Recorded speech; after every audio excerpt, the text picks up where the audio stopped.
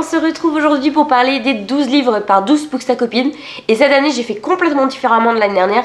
C'est que l'année dernière j'avais contacté directement les personnes à qui je souhaitais demander. Cette année j'ai demandé qui voulait participer et j'ai eu beaucoup trop de réponses.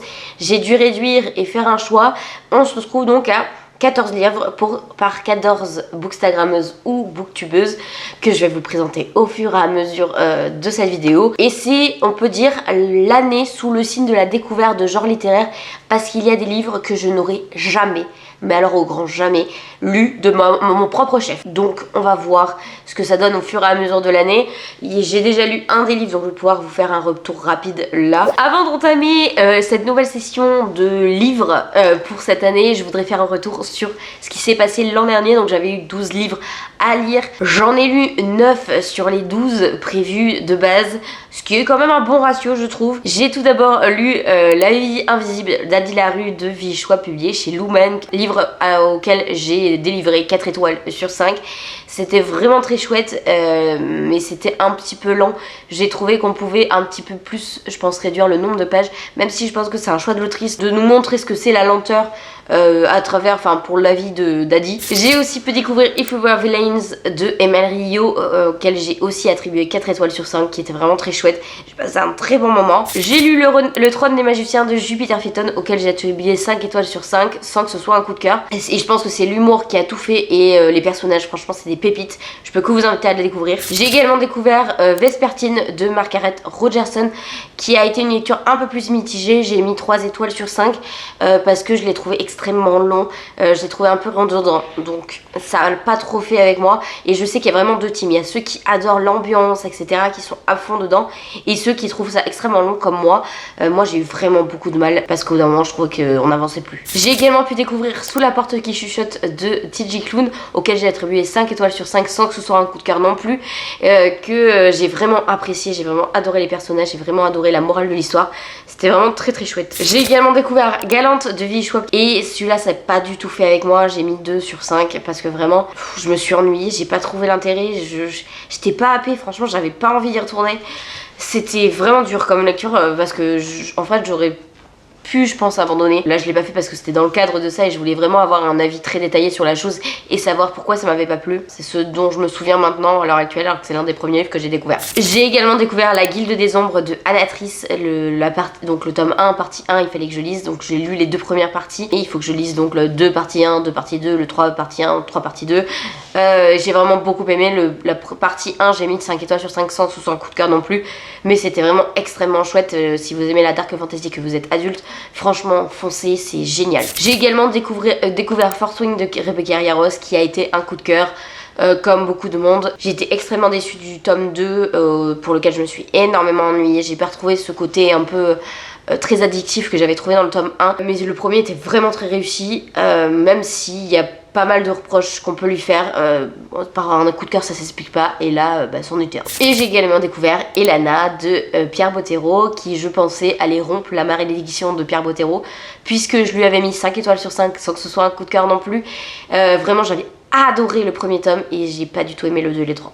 Je l'ai fini du coup cette année, ça l'a pas du tout fait. Voilà, le premier tome est génial, mais vraiment incroyable. Les 2 autres pas du tout. Et donc les 3 titres que je n'ai pas découvert cette année, tout d'abord il y a Crescent City. Oui, j'avais dit que je lirais toute la saga cette année, je n'ai même pas lu le tome 1. Voilà, donc il est toujours dans ma pile à lire à m'attendre sagement. Ensuite le deuxième que je n'ai pas lu, c'est Le Serpent et le Descendant de la Nuit. Bien qu'il me fasse extrêmement envie, qu'il est dans ma pile à lire actuellement, je n'ai pas réussi à le sortir l'année dernière. Va savoir pourquoi, mais en tout cas il est toujours là. Et enfin le dernier, c'était Fable de Adrienne Young, publié chez Rajo. Pareil, celui-là me fait très envie, mais je sais pas pourquoi. Il n'est pas sorti de ma pile à lire à ce moment-là. Et c'est tout pour l'année dernière. On s'en entame cette année. C'est parti! Tout d'abord, j'ai Le Renard Enchanté, à qui j'avais déjà demandé l'année dernière de me donner un livre, qui a voulu retenter l'expérience. Donc, elle m'a conseillé cette année Heartless de Marissa Meyer, qui me fait très envie depuis très longtemps, puisqu'il est dans ma palle numérique depuis à peu près approximativement sa sortie. Il y a quand même quelques années maintenant. Je ne sais même plus de quand ça date, mais ça fait un moment. Donc, dans ce livre-là, on va suivre Catherine, qui est est une jeune fille qui rêve de devenir une grande pâtissière, sauf que ses parents ainsi que le roi de cœur a une grande ambition pour elle, c'est-à-dire l'épouser. Donc elle ne sera pas pâtissière, mais elle sera la reine de cœur. Et donc on va suivre en fait cette épopée de cette jeune femme qui avait des rêves plein la tête et qui devient la méchante que l'on connaît dans le Disney, cette reine de cœur un peu cruelle. C'est vrai qu'il me faisait très envie à ce moment-là, donc je suis très contente qu'elle me le remette dans cette année. Au moins, je vais être quasi obligée de le découvrir. Ensuite, j'ai Reels of Melissa qui a décidé de me jouer un vilain tour et de me mettre une romance contemporaine. Elle m'a mis Happy Place de Emily Henry qui me fait extrêmement peur puisque c'est déjà, c'est une romance contemporaine, donc on sait que la romance contemporaine et moi, ça marche pas forcément, et en plus j'ai vu des avis de ceux qui aiment pas forcément la romance comme moi qui étaient extrêmement mauvais, donc ça me fait très peur. Ouais, là franchement je sais pas ce que ça va donner cette lecture, mais je pense que je vais pas en ressortir indemne. D'après ce que je me souviens du résumé, on va suivre deux protagonistes qui se sont séparés il y a un moment maintenant, mais ils ne l'ont dit à personne, ils gardent le secret et ils vont se retrouver tous les deux pour un événement, je sais plus lequel, et ils vont devoir faire semblant d'être toujours ensemble alors qu'ils sont séparés. J'ai pas plus d'infos, je me souviens pas de la suite, mais on verra ce que ça donne. Ensuite il y a Julie Jolie sur Instagram qui m'a conseillé un autre livre. Elle m'a conseillé Le Pont des Tempêtes de Daniel L. Jensen, publié donc chez Brajlon.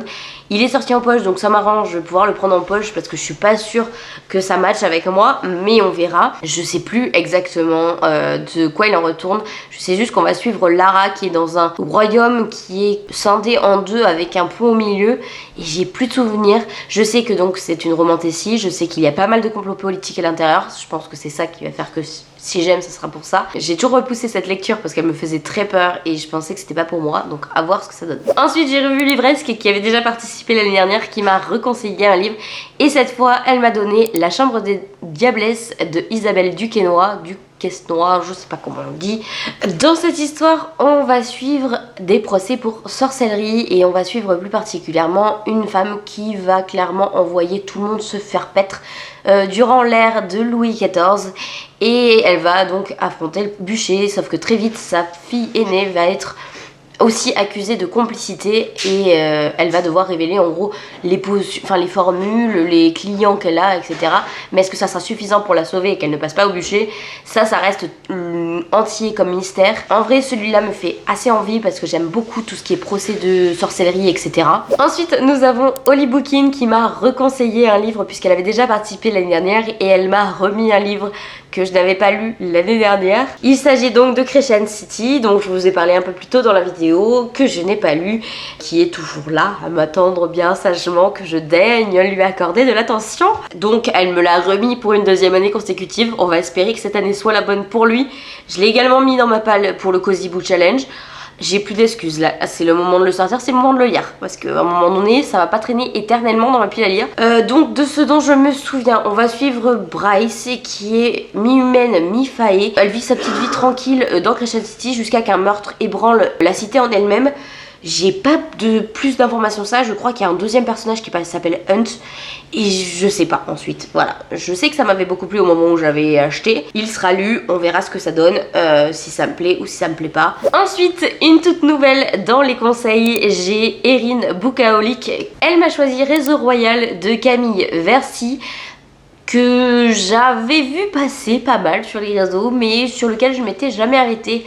Et là, visiblement, elle a décidé que c'était mon moment. On est sur une chronie, si mes définitions est bonne, sur lequel, en gros, la Révolution française n'a jamais eu lieu, et donc on va suivre Louis XX qui vient d'accéder au trône alors qu'il a 25 ans, et il doit faire face à la montée d'un réseau social qui s'appelle Réseau Royal, qui va décider que son amour de jeunesse interdit doit revenir à la cour, sauf qu'en parallèle de ça, ses ministres espèrent qu'il va marier une princesse d'Europe, notamment sa très chère amie Katharina qui est la fille du roi d'Espagne qui a fui avec des lourds secrets. Et on va suivre en parallèle de ça Julie et Thomas qui sont deux membres qui veulent en fait faire tomber, je crois, plus ou moins la monarchie. Donc on va être mêlés entre sentiments et complots.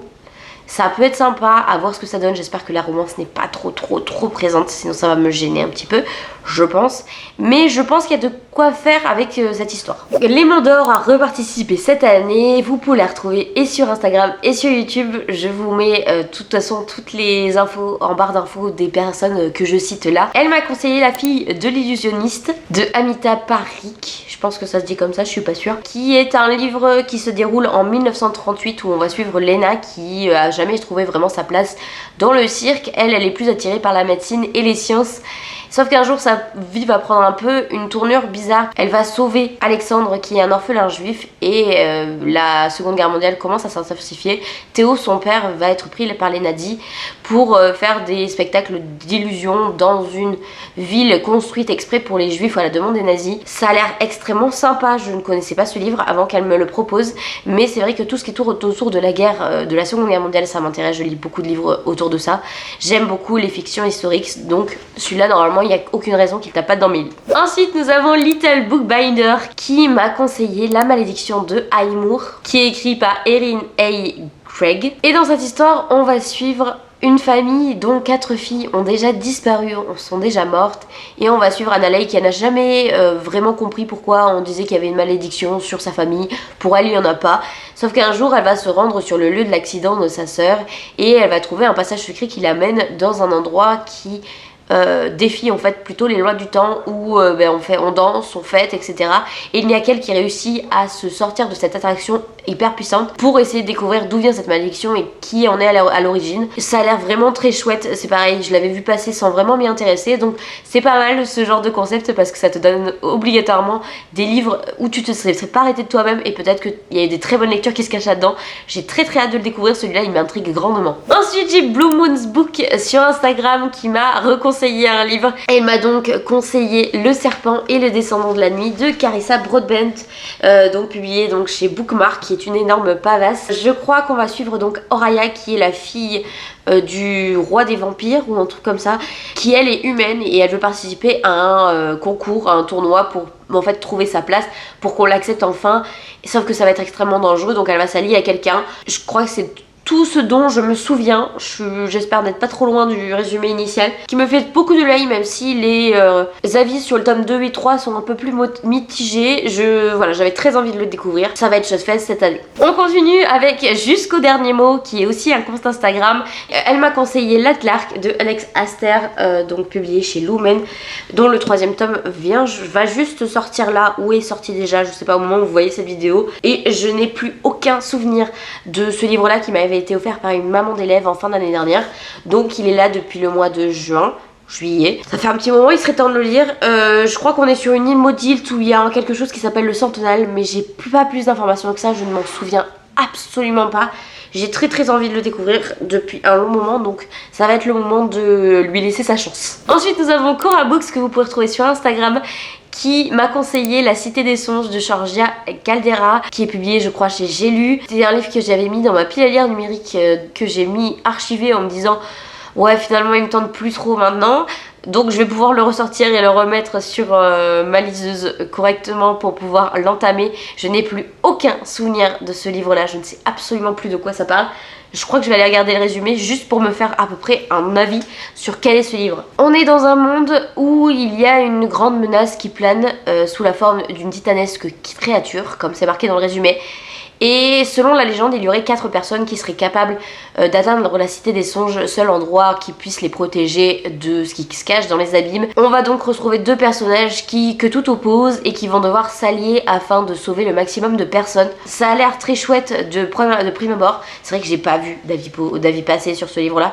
Je ne sais pas ce qu'il vaut. D'ailleurs, si vous l'avez lu, n'hésitez pas à me faire un retour dans les commentaires pour me dire, parce que je crois que je n'ai vu personne en parlait au moment de sa sortie. C'était en 2022, 2021, je sais plus exactement, mais ça fait un moment, et si jamais vous l'avez lu, n'hésitez surtout pas à me faire un retour.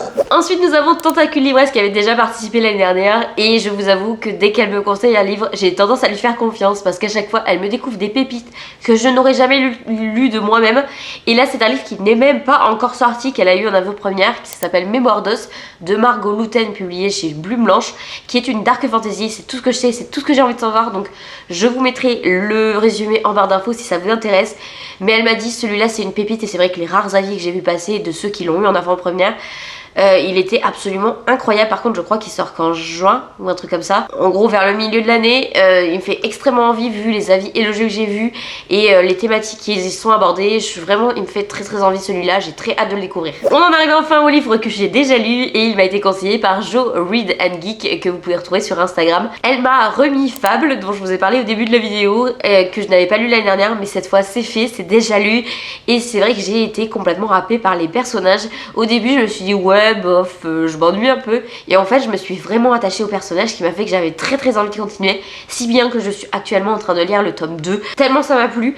Donc voilà, c'était vraiment très chouette. Si vous cherchez une aventure marine avec des personnages très attachants, franchement foncez, c'était hyper cool. Et on arrive au dernier livre de cette vidéo qui m'a été conseillé par Lilo Lecture, que vous pouvez retrouver et sur Instagram et sur YouTube. Elle m'a conseillé un livre en auto-édition qui s'appelle Kezia, qui a été écrit par Maddy Plume et on va suivre un univers où la personne qui dirige a assassiné absolument toute sa famille pour réussir à avoir le pouvoir. En parallèle de ça, on va suivre Kezia qui est une princesse rescapée qui se cache dans un village et elle se dit qu'elle ne pourra jamais aller à l'encontre de cette reine, sauf qu'un jour son destin va la rattraper, elle va devoir faire quelque chose. Et celui-là aussi me fait très envie, en plus c'est en auto-édition, je me dis qu'il faudrait vraiment que j'en découvre un peu. Normalement j'en lis au moins 2 voire 3 par an, donc celui-là fera partie forcément de ceux que j'ai envie de découvrir. J'ai très hâte de savoir de quoi il en retourne. Et on arrive à la fin de cette vidéo, n'hésitez pas à me dire ce que vous avez pensé de certains de ces livres si vous les avez lus, et puis si jamais il y a certains livres que vous avez envie de lire avec moi, n'hésitez surtout pas à me contacter.